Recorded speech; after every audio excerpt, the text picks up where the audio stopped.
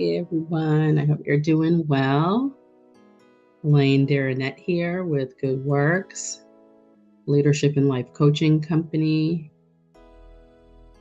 Wanted to come on here today because after 48 hours of being away in a quick mini, I wouldn't call it a mini vacation, but a mini trip where we were hosted by some dear friends for a couple of events. I wanted to come on and share some of the insights. Yes, insights that came out of I would say, uh, much needed vacation, but also some restoration and confirmation of different things in my life. And so I wanted to start off with my goodness, if anyone has seen on Facebook, and I want to say on LinkedIn as well, I have been posting lately kind of this tagline, this phrase, 1,000 excuses, but one right decision.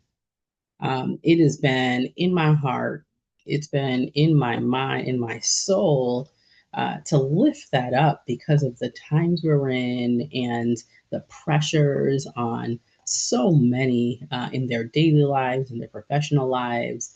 That yes, there are absolutely 1,000 excuses out there. There are things that are piling up. There's things that you can probably be beating yourself up on every second, however, because you are you. You're worth it. You deserve to be well taken care of.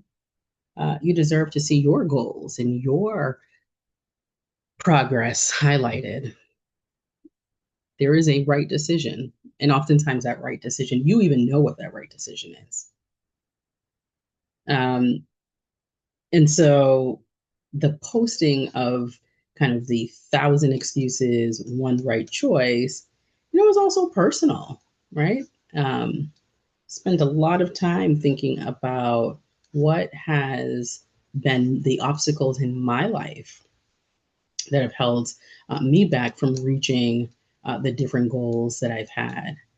Just being on vacation and sitting back and thinking and journaling. I did a whole lot of journaling around, how it felt to be off, and not kind of off, but on many different cylinders anyway.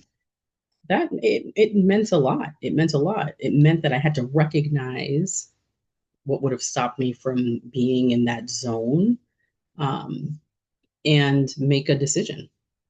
Now, never an easy decision, or sometimes it is. There are some folks that are ready.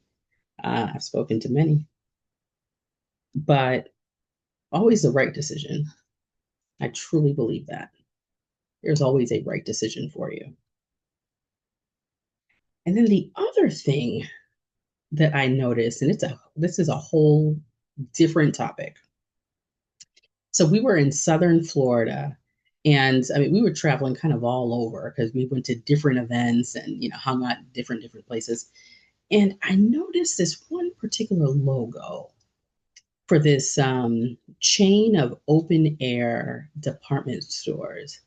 And so we would, pass by one, I'd see the logo, and then we pass by, like literally maybe like 5 blocks down, there'd be another one. And then, across town, there would be another one. And I kept noticing the logo.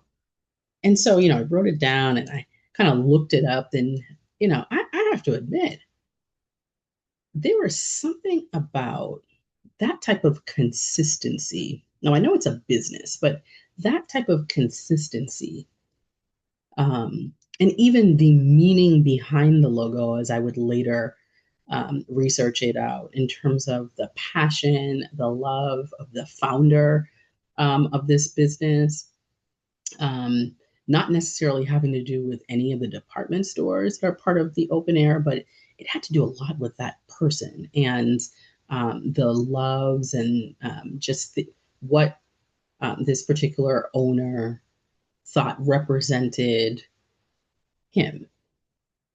And I kept thinking about that consistency and that creativity, and really what does that mean, or how we can replicate that in our lives, the consistency and ultimately kind of designing the stamp of your life, the stamp of your succession, the stamp of your progress. And, just so much came out of my kind of thinking about that. I think there were a lot of parallels between where these open air department stores were in the world. They're only in two places, and ironically, they were in the place that I was visiting, and there was a chain of them in the place where I actually reside. And so, I mean, how ironic is that? But it says something. It says there. I think that there was just a lot of. I think that there was a lot of. It was important that the reflection of the company reflected the goals, the role, and the essence of that leader.